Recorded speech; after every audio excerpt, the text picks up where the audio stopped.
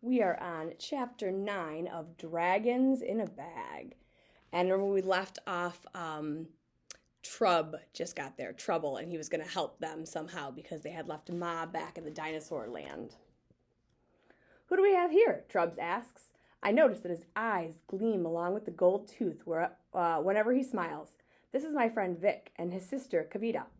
Trub shakes both their hands and then points to the bench and says, "Why don't we sit down? I can think on my feet, but we can make a better plan if we put our heads together." I sit down first. Trub sits down on one side of me, and Vic sits on the other. Kavita holds Ma's purse in her lap and sits at the far end of the bench. I notice she leaves a lot of space between herself and her brother. "So," Trub says as he rubs his hands together, "what can I do for you, Jax?" I know it's rude to stare, but I can't stop looking at Trub's bushy eyebrows. The gray and white hairs far outnumber the black ones, but there's no denying his eyebrows look a lot like mine. So we don't know who Trubs is, but the fact that his eyebrows looks like Jack's makes me think maybe he's related to him somehow. I want to ask him how we're related, but first, he thinks they're related too. But first, I need to answer his question. Ambrose said you could navigate between dimensions. Ma tried to do it, but something went wrong with the transporter. I point to the guardhouse behind us, and Trubs nods like he understands. "What's a transporter?" asks Kavi. But Vic shushes his sister. "Mind your business, Kavi." She sulks and turns away from us while I finish telling my story to Trub. Vic listens closely but doesn't say a word. When I reach the end, Trub strokes his bushy beard and thinks for a moment. "So there are two things we have to do. Deliver the dragons and find Ma. Which one do you want to do first?" "Find Ma," I say without hesitation. "When I left her, she was in trouble." "Ma's got a nose for trouble," he says with a chuckle. Do you guys know what that means? That when they say Ma's got a nose for trouble?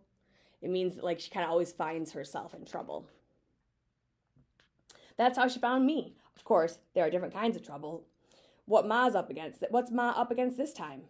"A dinosaur, I think." Vic grabs my arm. "A real dinosaur?" I understand Vic's excitement, but this isn't a story.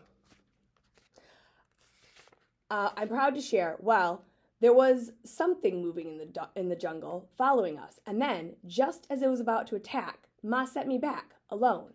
"I don't suppose you two figured out where you were in time," Trub says doubtfully. I think back to what Ma said when she checked her compass. Ma thought it was the Mesozoic era. "Triassic period?" Vic asks. "Jurassic, maybe?" "What kind of creatures did you see?" Trubs asked. I wasn't trying to get up close and personal with anything in that world, but there was a pteranodon flying in the sky, I tell him. They lived from the late Triassic to the Cretaceous period, though technically they're not dinosaurs, Kavita says in a know-it-all sort of way. "They're flying lizards," Vic explains. "Lizards?" I think for a moment and then slip off my book bag. I pull out Elroy's massive book and show it to Trub. "Ma loaned me this, and the man who wrote it is the one who sent the dragons from Madagascar." Trub takes the book from me and opens it up. Elroy Jenkins. I haven't heard that name in a while. Thought he was in Australia, not Africa. Vic checks his watch and stands up. "I wish I could stick around, Jax, but it's almost time for dinner. I think we'd better head home." "Is there anything else you need?" "Just one more thing, Vic. How long did pteranodons stick around before they went extinct?" "Over 100 million years," Kavita replies, even though I wasn't asking her. "Anything else?" I checked with Trub, who shakes his head. "Thanks for coming out, Vic," I say. "Anytime, Jax," he replies. "I hope you find your Ma. Let's go, Kavita." Vic's little sister gets up from the bench and reluctantly hands over Ma's purse. Vic nudges her and says, "Kavita wants to tell you something, Jax." I look at her for a long time, but she doesn't say a word. Vic nudges her again, harder this time. Kavita sighs and looks at her shoes. "I'm sorry about what happened before," she says quietly. "I feel kind of bad for yelling at her." So I say, "Don't worry about it, and thanks for sharing your snack. With all of us." Kavita smiles at me and then takes her brother's hand. I watch as they walk down the block, the fabric plates of Kavita's dinosaur bag flapping in the breeze. I figure Trouble and I will get back into the transporter, but he surprises me by asking, "You hungry?" I haven't had anything to eat since choking down that peanut butter sandwich that Ma made for me this morning. I want to say yes, but it feels wrong to put my stomach ahead of Ma. "Yeah, but shouldn't we get back to Ma?" I ask uneasily. Trouble puts his hand on my shoulder and looks me square in the eye. Ma's gonna be all right, son. I know this business is new and strange to you, but I've been doing it off and on for 20 years. And if there's one thing I know for sure, it's that Ma can take care of herself. I think back to the moment in the jungle when Ma pointed her cane at the guardhouse. Before the door closed, Ma's eyes had locked on mine. Even with the wild creature charging towards her, Ma didn't look afraid. Ambrose thinks Ma sent me back on purpose, I tell Trub. Course she did, he replies. Ma ain't perfect, but she also don't make no mistakes, if you know what I mean. I didn't, but I nodded anyway, and Trub went on. Could be she sent you back for a reason, maybe to meet me. Trub laughs, and his gold tooth catches the sun, which is finally starting to come out. One thing I know for sure is we can't work on an empty stomach. Let's grab a burger to go. Trouble says we could even eat on the way if you'd like. I imagine myself trying to eat while swooping and swerving inside the transporter. Then I picture myself puking all over Trub in the cramped guardhouse. Maybe we should eat first, I suggest. Trouble nods and steers me up the block with his hand still on my shoulder. Mama doesn't usually let me eat fast food, but there's a burger joint right across the street, and that's where we're heading. I walk alongside Trub, wanting to ask a dozen questions, but not knowing where to start. Ambrose says we're related, I say shyly. As we wait for the light to change. That's right, Trouble says with his gold-toothed smile. I've wanted to do this for years. Do what? I ask. Take my grandson out for a burger. Oh, so it's his grandpa. The light changes, but I don't step off the curb. Instead, I turn to take a closer look at Trub. There's definitely a strong resemblance. But if he really is my grandfather, why hasn't Mama ever mentioned him to me? After my daddy died, Mama made it seem like it was just the two of us against the world, and I liked it that way because I knew I could count on her to be there for me. I always figured Mama was such a good mother because her own parents weren't there for her when she was my age. If she couldn't count on her father back then, why should I trust him now? Trub watches me as he can see all the questions swirling in my mind. He smiles and gives my shoulder another squeeze. I sure am glad to see you, son, though I wish we could have met under different circumstances. You probably got a lot of questions for me, so how about we get some grub and then start catching up? That sounds like a reasonable plan, so I save my questions until we're back on the stone bench in front of the guardhouse, eating greasy burgers and fries. So, where have you been? I mean, Mama never told me I had a grandfather living in Brooklyn. Trub takes a long sip of soda and then rattles the ice left in the cup. Well, I can't say I blame her. I've been in and out of the city for the past 20 years. A rolling stone, if you know what I mean. I don't, but I solved the riddle myself instead of asking Trub for an explanation. Stones don't usually roll, so I figured Trub must mean that he wasn't around much when Mama was young. I pretty much knew that already, so I move on to my next question. Are you like a witch or a warlock? Trub shakes his head and brushes crumbs out of his beard. I ain't had no particular kind of training, nothing formal at least. And no training means no title, but that doesn't bother me. I just help out whenever and wherever I can. Ma calls me Trouble Man, or Trub for short. Is that 'cause you get in trouble a lot, I ask? Trub doesn't answer right away. He balls up the foil wrapper from his burger and stuffs it inside the grease-stained paper bag. That's between us on the bench. Well, Jax, he finally says, sometimes I find trouble, and sometimes trouble finds me. I expect Trub to smile or wink at me like he usually does, but this time my grandfather just sighs. There's a song by the same name. Don't suppose you've heard it. It came out long before your time. How's it go? I ask. Trub crumbles up the bag of trash and aims for the garbage can a few feet away. He makes the shot, but Trub still doesn't smile. It's by a great musician named Marvin Gaye. He was very talented, but also very troubled. In his song, he says, there's only 3 things, that's for sure, taxes, death, and trouble. I suck the last of my soda through the straw. Then I burp and say, that sounds like a really depressing song. Trub smiles. It's got a good beat. You like jazz? I shrug. I think my daddy used to listen to jazz records, but Mama doesn't play them anymore. Trub says, one of these days, I'll play that song for you. It might sound depressing, but really, it's about not letting life get you down. I nod and gather up what's left of my meal. My aim's not that great, so I carry it over to the trash can, but before I get there, the biggest rat I've ever seen scurries across my path. I holler and jump back. That rat's heading straight for Trub, but he doesn't seem concerned. In fact, he pats the spot where I was sitting on the bench and grins when the rat hops up and puts its front paws on his leg.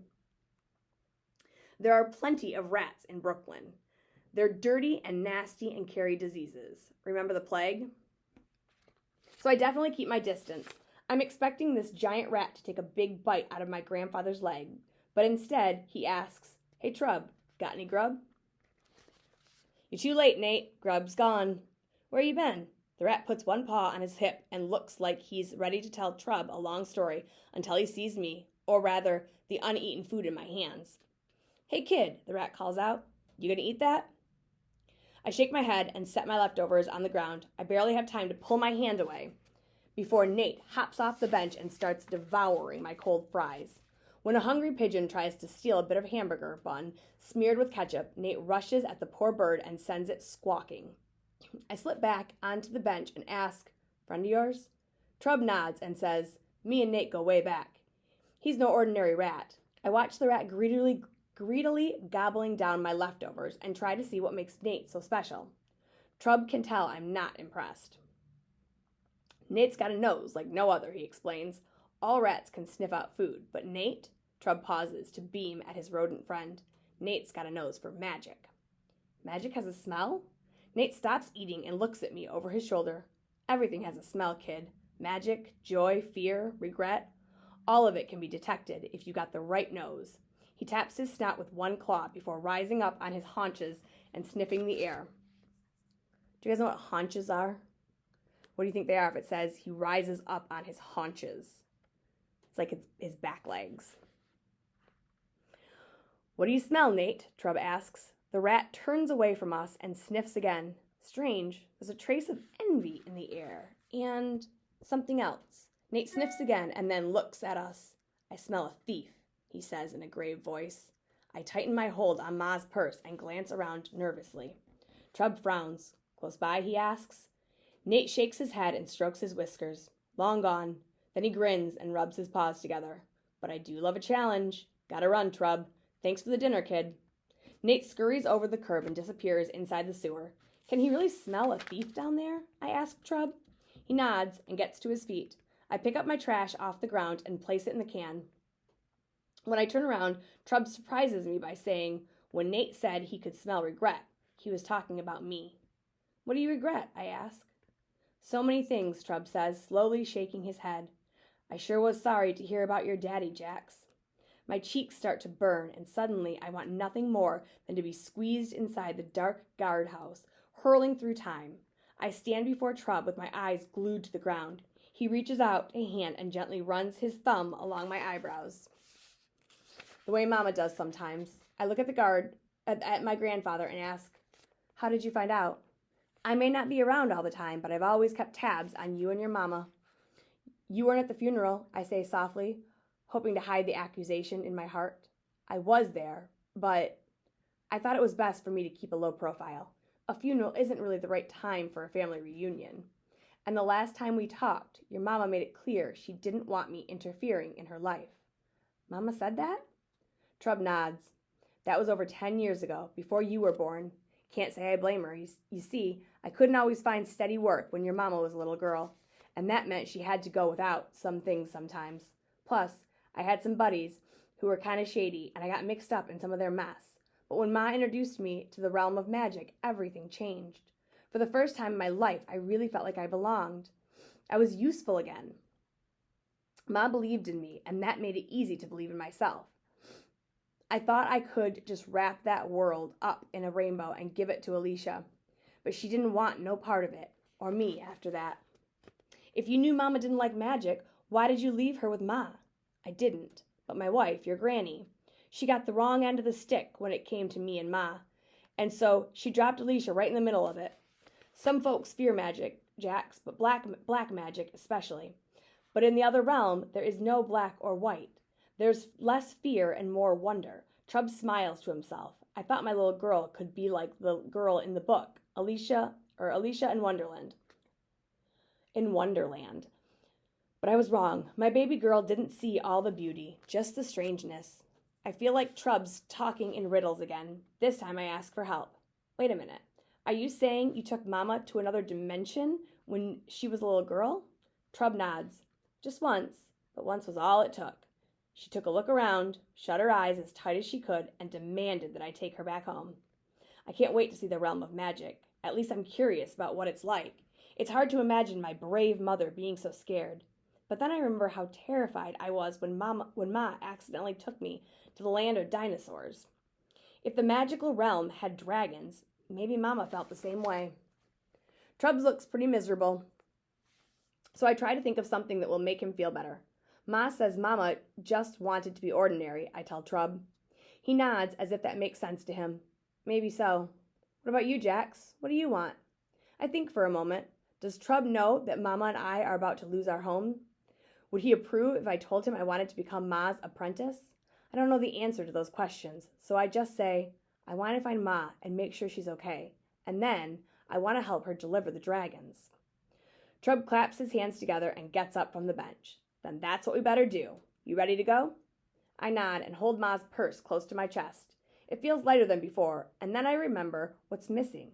I don't have Ma's compass. I tell Trub, she had it on her when we got separated. That's good. She'll need it to find her way around, he says. Trub reaches into his pant pockets and pulls out a silver watch. I got my own, so if you got the dragons, we're all set.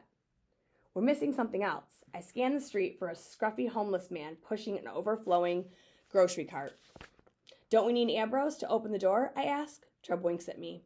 His gold tooth flashes between his smiling lips. As it happens, picking a lock is one of my specialties.